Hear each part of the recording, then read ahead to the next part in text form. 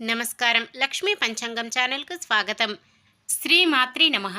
అందరికీ శుభోదయం.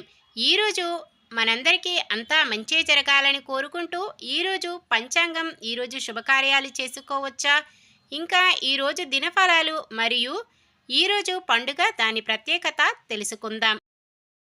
మంచి మాట. సహనం లేని ఆడది, వినయం లేని మగవాడు, ప్రాణం ఉన్నా లేని జీవోత్సవంతో సమానం. సమానత్వము లేకుంటే స్నేహము ఉండదు. ఈరోజు పంచాంగం చూద్దాం. శ్రీ క్రోధినామ సంవత్సరం, దక్షిణాయనం, గ్రీష్మ ఋతువు, ఆషాఢమాసం, కృష్ణపక్షం, ఆగస్టు 2, 2024 శుక్రవారం.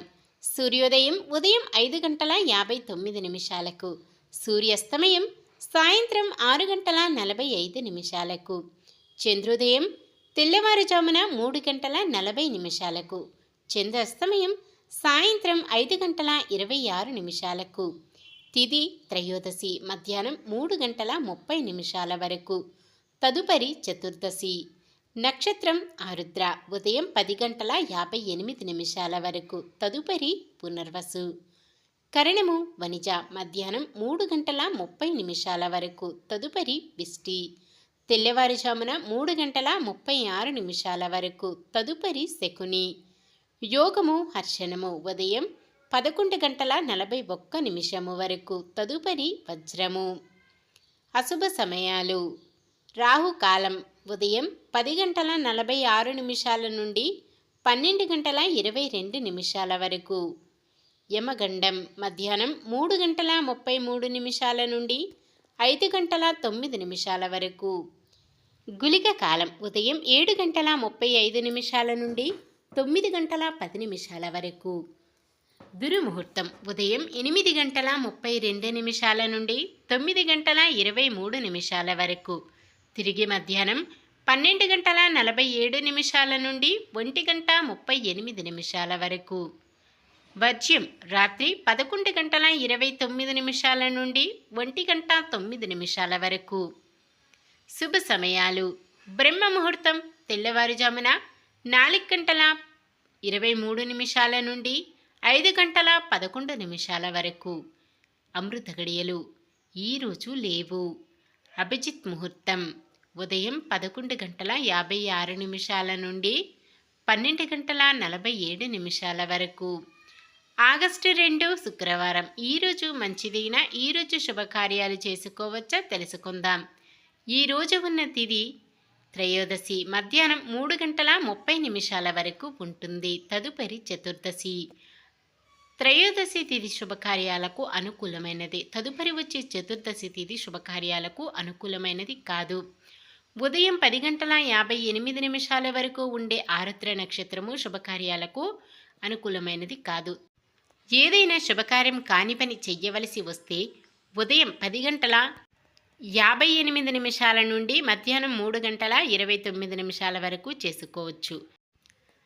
పునర్వసు నక్షత్రం శుక్రవారం కలయికతో సర్వార్థ సిద్ధి యోగం ఏర్పడుతుంది. ఈ యోగ సమయం శుక్రవారం ఉదయం 10:59 నుండి మొదలై శనివారం ఉదయం 6:02 వరకు ఉంటుంది. ఈ అద్భుతమైన యోగ సమయంలో కొత్తగా పనులు ప్రారంభించడం, ఉద్యోగ అప్లికేషన్లు పెట్టుకోవడం, చెడ్డ అలవాట్లు మానివేయడం వంటివి చేసుకోవచ్చు. అలాగే ఈరోజు ఈ అద్భుతమైన యోగ సమయంలో ఏ పని చేపట్టినా అద్భుతమైన ఫలితాన్ని పొందుతారు.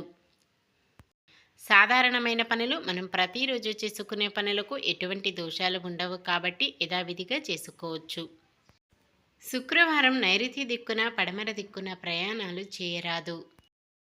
సూర్యుడు కర్కాటక రాశిలో ఉంటారు. చంద్రుడు సాయంత్రం 4:51 వరకు మిథున రాశిలోను, తదుపరి కర్కాటక రాశిలోను ఉంటారు. నిన్న మేమడిగిన ప్రశ్నకు సమాధానం. స్వయంవరంలో ద్రౌపదిని గెలిచిన వారు పాండవులలో ఒకరు, అర్జునుడు. ఈరోజు ప్రశ్న. పాండవులు వనవాసానికి వెళ్ళడానికి కారణం ఎవరు? భీష్ముడు, దుర్యోధనుడు, కుంతీదేవి, శకుని? మీ సమాధానాన్ని కామెంట్లో తెలపండి.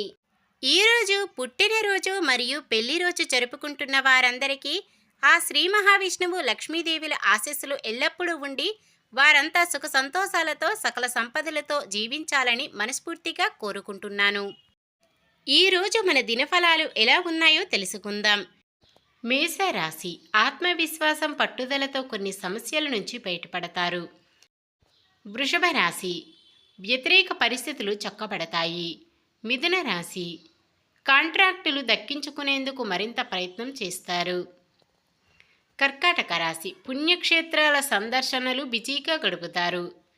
సింహరాశి ఏ కార్యక్రమం చేపట్టినా ఎవ్వరి సాయం లేకుండానే పూర్తి చేయగలరు. కన్యరాశి ఆస్తి వివాదాలు పరిష్కార దిశకు చేరుకుంటాయి. తులారాశి వాహనాలు భూములు కొనుగోలు చేసేందుకు సమాయత్తమవుతున్నారు.